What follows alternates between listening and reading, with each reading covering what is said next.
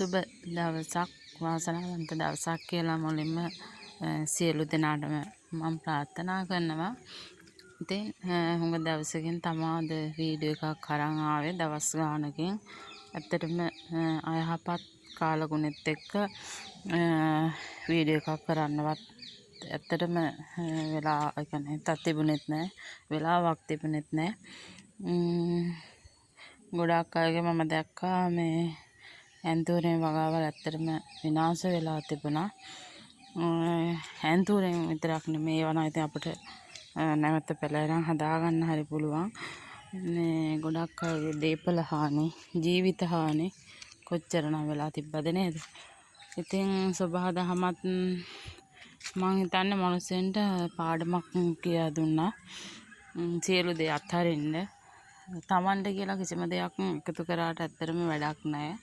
ඔය වගේ දෙයක් ඉතින් ආවොත් එහෙම නේද අපි ඔක්කොම අපේ තියෙන දේවල් හැමදේම අපිට නැති වෙලා යනවා.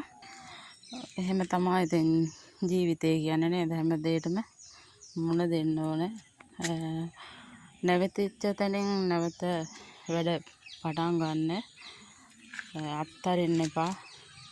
පසුතැවෙන්නත් එපා. මොකද සබහාදහම කරපු දේවල් වලට අපි තැවි ඉඳලා ඇත්තටම වැඩක් නැහැ. ජීවිතේ ඔයිට වැඩිය කම්කටොළු නේද මිනිස්සුන්ට තියෙනවා එනවනේ ඇත්තටම. ඒ හැමදේම දරාගෙන ඒ විදිහට මේ ජීවිතේ ඉස්සරහට ගෙනියන්න නැවත පටන් ගන්න. ඔයාලට මම හිතන්නේ ලොකුවට මම මල් කරන යාළුවන්ට කියන්නේ එයාලගේ ලොකු අක්කලාගෙන් ලොකුවට තවන් කරනගෙන් සපෝට් එකක් මම හිතන්නේ ලැබෙයි. මම දැක්කා එහෙම දාලා තිබ්බා. අපේට නම් ඇත්තටම අපේ පැත්තටත් වතුර ආවා. මේ කියන්නේ කරදර නම් ලොකුවට ආවේ නෑ. මම හිතන්නේ නිවාස එකක් විතර වෙල්යාව පැත්තට මේ වෙලා තිබුණු මේ ගයක් විනාශ ඇත්තටම නැති වෙලා ගියා. ගමේ අය එකතු වෙලා මම දැන් නිවස මේ හදන්න මුල්ගල තියලා ඔක්කොම වැඩ පටන් ගන්න තියෙන්නේ. ඉතින් අපේ කුඹුරු වල තමයි අපට නම් හානි වුනේ. ගොඩක්ම අපේ ගොවිතැන් තමයි විනාශ වුනේ. ඒවා නැති නැවත ආරම්භ කරලා තියෙන්නේ. ගොවිතැන් වල නැවත පටන් ගන්නවා. ඉතින් මොකද කරන්නේ නේද? එහෙම තමයි.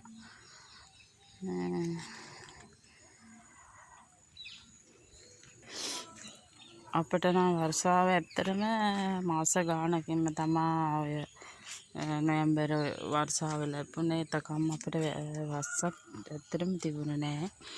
ලොකු පෑවිල්ලක් තිබුණේ. ඉතින් දැන් තමයි ඔය වහින්නේ. දැන් තමයි ජාන්දම් පැලයක කට්මුලක්වත් ඇත්තටම දාන්නේ. ඒ හින්දා මමත් ඉතින් සාන්නේ පැල මේ දවස්වල ටිකක් කට් කරා.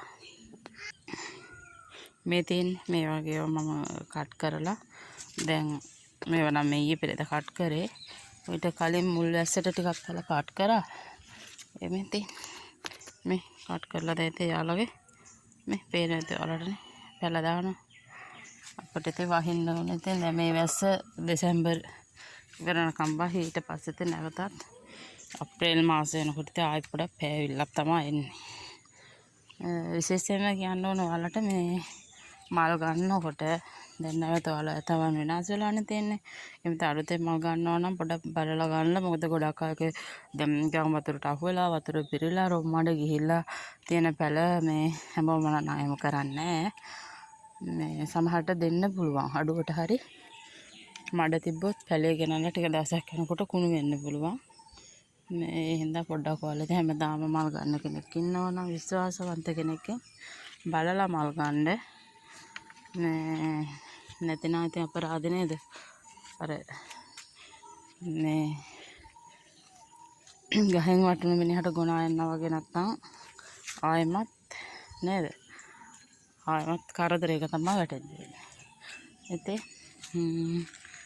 ආයෙත් දවසක ඉතින් මම පොඩි වීඩියෝ එකක් ඔයාලට අරගෙන එන්නම්.